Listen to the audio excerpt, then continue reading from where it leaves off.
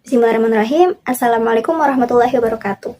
Yang terhormat Bapak Muhammad Ridwan Effendi, MUD, selaku dosen pengampu mata kuliah Filsafat Ilmu. Perkenalkan, saya Filza Amelia, mahasiswi program studi Pendidikan Agama Islam, kelas C, Fakultas Ilmu Sosial dan Hukum, Universitas Negeri Jakarta. Sebelumnya, izinkan saya mempersembahkan video ini untuk menyelesaikan tugas akhir perkuliahan Filsafat Ilmu.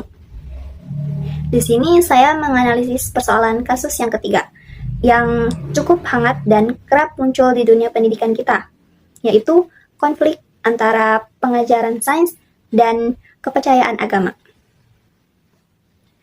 Jadi, diceritakan di sebuah sekolah menengah di kota kecil, terjadi perdebatan. Di satu sisi, pelajaran biologi mengajarkan teori evolusi, sebuah penjelasan ilmiah tentang bagaimana kehidupan di bumi ini berkembang melalui proses seleksi alam. Tapi, di sisi lain, beberapa orang tua meminta agar narasi penciptaan dari kitab suci juga diajarkan.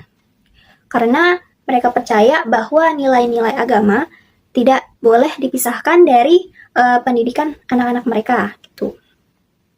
Jadi, di sini apa yang seharusnya menjadi pendekatan kita dan bagaimana filsafat ilmu itu bisa membantu kita memahami persoalan ini. Pertama, mari kita lihat dari kacamata filsafat ilmu, yaitu kan filsafat ilmu ini mengajarkan kita untuk memahami bagaimana ilmu pengetahuan itu dibangun. Ilmu seperti biologi atau fisika berangkat dari observasi, pengujian, dan logika rasional. Ia bertujuan untuk menjelaskan bagaimana sesuatu terjadi di dunia nyata, berdasarkan bukti yang bisa diuji. Sedangkan agama dalam hal ini, narasi penciptaannya itu tidak bekerja dengan cara yang sama. Agama memberi jawaban atas pertanyaan yang lebih mendalam, seperti mengapa kita ada dan apa tujuan kita hidup atau apa makna dari semua ini. Ini adalah pertanyaan-pertanyaan yang menyentuh aspek spiritual, etika, dan makna kehidupan.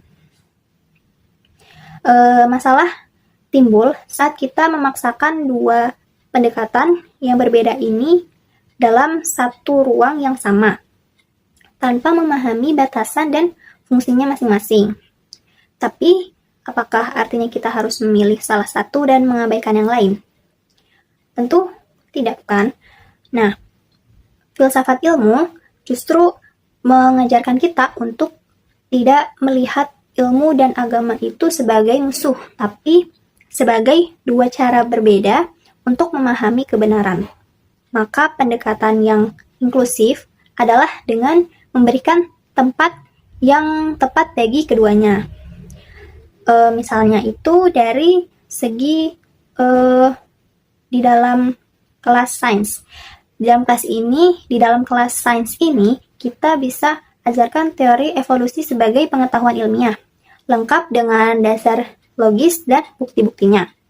Sedangkan di kelas agama, kita bisa beri ruang untuk membahas narasi penciptaan, nilai-nilai moral, dan bagaimana manusia memahami asal-usul kehidupan dari sudut pandang iman. Nah, jadi ini bukan kompromi yang dangkal, tapi bentuk penghormatan terhadap keragaman cara berpikir manusia. Kita tidak sedang memilih mana yang lebih benar, melainkan menyadari bahwa ada lebih dari satu cara untuk memahami dunia ini. Selain itu, penting juga untuk ajarkan anak-anak untuk berpikir kritis dan terbuka, bahwa dunia ini penuh dengan pertanyaan-pertanyaan yang tidak selalu bisa dijawab hanya dengan logika atau hanya dengan iman. Tapi ketika keduanya berjalan bersama, kita bisa membentuk manusia yang tidak hanya cerdas secara intelektual, tapi juga bijak secara spiritualnya.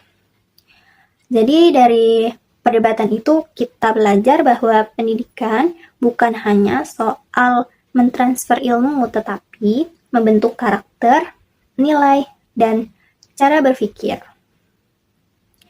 Filsafat ilmu ini membantu kita untuk melihat konflik ini bukan sebagai pertentangan, tapi sebagai peluang untuk menyatukan sains dan agama dalam harmoni, untuk menciptakan generasi yang tidak hanya tahu cara dunia bekerja, akan tetapi juga tahu bagaimana menjalani hidup dengan makna.